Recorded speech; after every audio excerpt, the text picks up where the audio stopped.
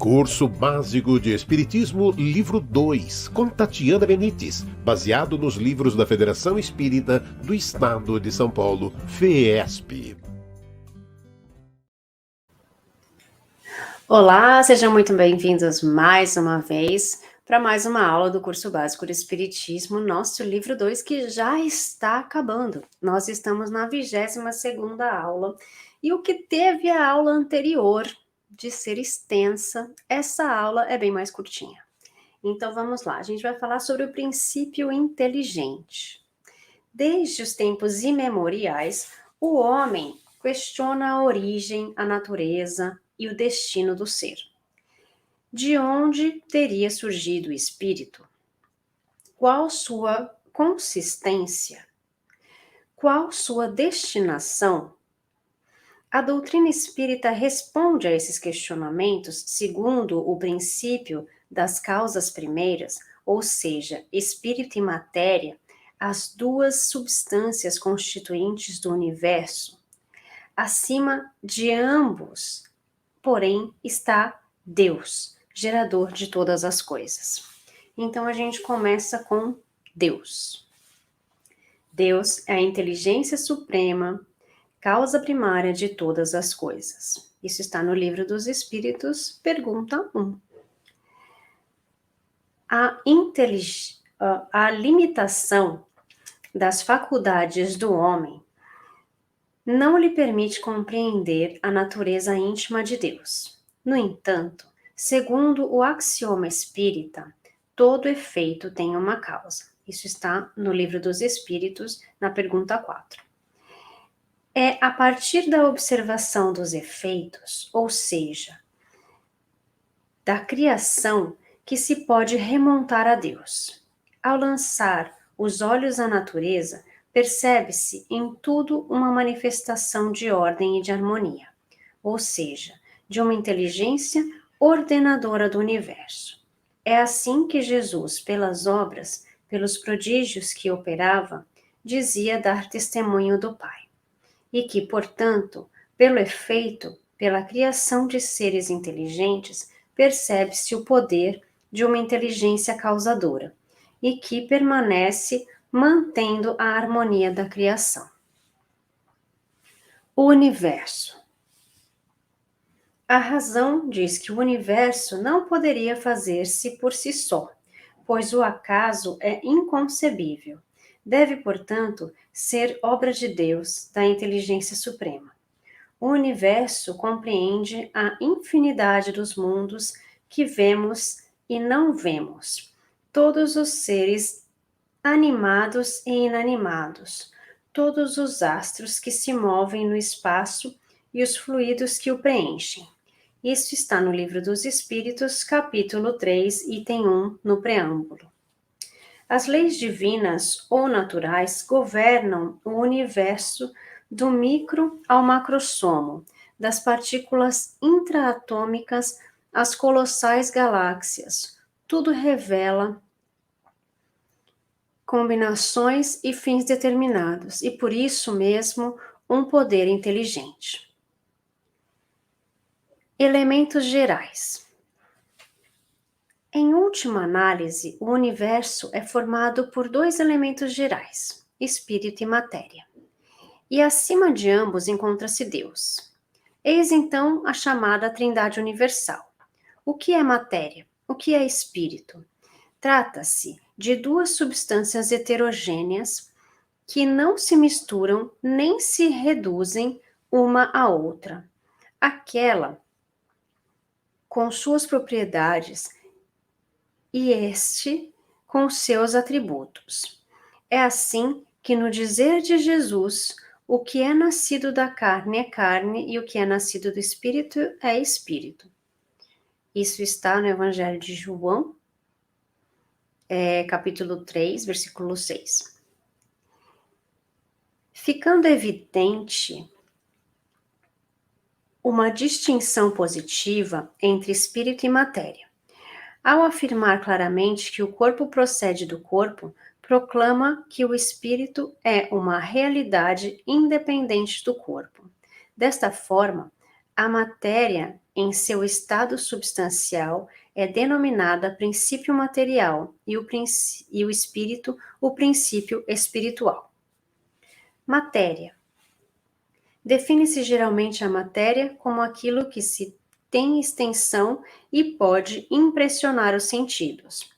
Isso está no Livro dos Espíritos, pergunta 22. Segundo seu estado de densidade, ela pode ser medida, pesada ou percebida. No entanto, a matéria, enquanto tal, é inerte, passiva. Ela não tem movimento próprio, não se auto-organiza, não se transforma por si mesma. Ela necessita de um agente inteligente que lhe dê sentido, forma, movimento e utilidade. É assim que o princípio material se individualiza, gerando a miríade de corpos que compõem o universo, da estrutura atômica aos aglomerados galácticos. Sem a ação de um princípio inteligente, porém, a matéria permaneceria amorfa e perpetuamente dispersa no espaço sem fim. É assim que se formaram os reinos mineral, vegetal, animal e hominal. Aqui tem uma nota, né, no hominal, encarnados sob o aspecto material. Não há senão seres orgânicos e inorgânicos. Do ponto de vista moral, há, evidentemente, 4 graus. Isso está no Livro dos Espíritos, pergunta 585. Então, ele fala, né, dos reinos mineral, vegetal, animal e hominal, todos por transformação do princípio material. Espírito. Como explicar o movimento dos átomos se a matéria é inerte? Como entender a vida se a matéria é passiva? Como explicar este poder de organização do universo desde as partículas elementares? Nada se move por si só. Tudo é gerado, nasce, agita-se, cresce e evolui, porque existe uma inteligência criadora e mantenedora do dinamismo e da ordem do universo. É assim que, por espírito, entende-se esse princípio inteligente do universo. Livro dos Espíritos, pergunta 23. Que tudo dinamiza. Ao criar o universo, Deus, a inteligência suprema, plasmou a matéria. Nesse momento, quando já unida à matéria, a inteligência divina passa agora a atuar no universo em forma de princípio inteligente ou princípio espiritual. A inteligência permanece, portanto, na criação de forma imanente, ou seja, como uma qualidade interior que é permanente. Os seres não são gerados nem subsistem senão pelo influxo contínuo do princípio inteligente. É assim que esse princípio de início incipiente manifesta-se e evolui gradativamente, manifestando-se então desde os reinos inferiores da natureza, a partir do mineral, passando pelos reinos vegetal e animal, até alcançar o reino hominal, quando atinge a racionalidade. O princípio inteligente manifesta-se assim, das seguintes formas: reino mineral, na forma de movimento da matéria, pois o átomo já se agita por si só. Reino vegetal, através do germinar, nascer, crescer, enfim, em forma de vida. Reino animal, manifesta-se através do instinto e das sensações. E reino hominal, sob a forma de consciência de racionalidade. É assim que o princípio inteligente estagia nos vários reinos de forma a adquirir cada vez mais experiências, com vistas à evolução. Espíritos. Agora, aqui tem uma observação no livro que fala espírito com o E minúsculo. Entende-se o princípio inteligente universal. Por espírito, com o E maiúsculo, entende-se os seres inteligentes da criação. Então vamos lá. Podemos dizer que os espíritos, aqui com letra maiúscula, são individualizações do princípio inteligente, como os corpos são individualizações do princípio material. A época e a maneira dessa formação é que desconhecemos. Isso está no Livro dos Espíritos, pergunta 79. É assim que o princípio inteligente, já individualizado, vai absorvendo as experiências pelas várias instâncias da natureza, para se constituir em espírito, ao longo dos milênios, sob os auspícios da racionalidade. Agora, o espírito toma consciência de si. Consequentemente, surge o livre-arbítrio e inicia, então, o desenvolvimento de seus atributos essenciais, ou seja, a memória, a vontade, a inteligência, o pensamento contínuo, o conhecimento do bem e do mal. Já na condição de espírito simples e ignorante, iniciará suas encarnações como homem, nas circunstâncias mais primitivas, até experimentar os benefícios da vida social organizada. Desse estágio evolutivo, partirá para a angelitude, num processo longo em que desenvolverá as asas da sabedoria e do amor. No caminho, libertar-se-á parcialmente do jugo da matéria e alcançará, afinal, as culminâncias da vida espiritual, para conquistar a condição de co-criador em grau maior. É assim que no universo tudo se encadeia, do átomo ao arcanjo. Isso está no Livro dos Espíritos, pergunta 540.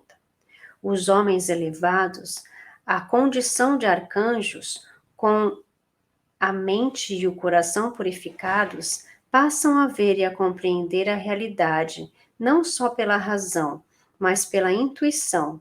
Nesse momento, eles conhecem a perfeição do universo, aquela perfeição que desde o princípio já estava imanente no mais incipiente ser, mas que na matéria não estava manifesta. Sendo o espírito a nossa própria essência, o que somos realmente, com toda a nossa personalidade, é evidente que o espírito não é sobrenatural, mas natural, um elemento vivo e dinâmico da natureza.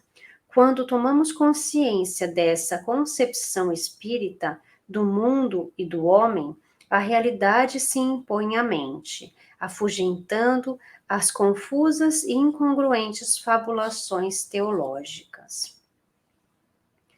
As leis morais e as leis de Deus. Leon Denis explica esse fluxo do princípio inteligente na expressão poética.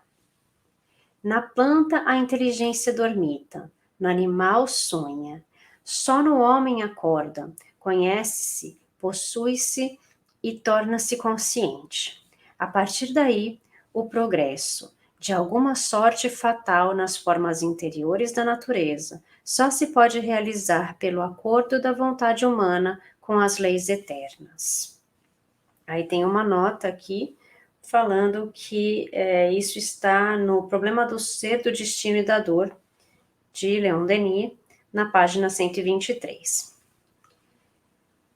Temos assim o aspecto imanente de Deus que se projeta na sua criação e a ela se liga, fazendo-se espontaneamente a sua alma e a sua lei.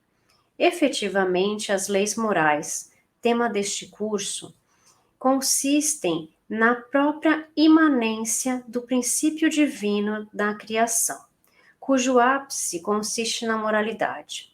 É assim que a lei divina ou natural permanece na natureza, como expressão da essência divina a reger o universo material e moral. À medida que o espírito evolui, ele tende a vivenciar mais plenamente essas leis. É assim que o ser passa a viver a lei da adoração como necessidade de voltar sua consciência para Deus e para sua interioridade. Nesse percurso, revela-se a lei do trabalho como necessidade de o princípio inteligente dinamizar seu potencial de criação. Na lei de reprodução, rege-se o desígnio divino da expansão do universo e da criação.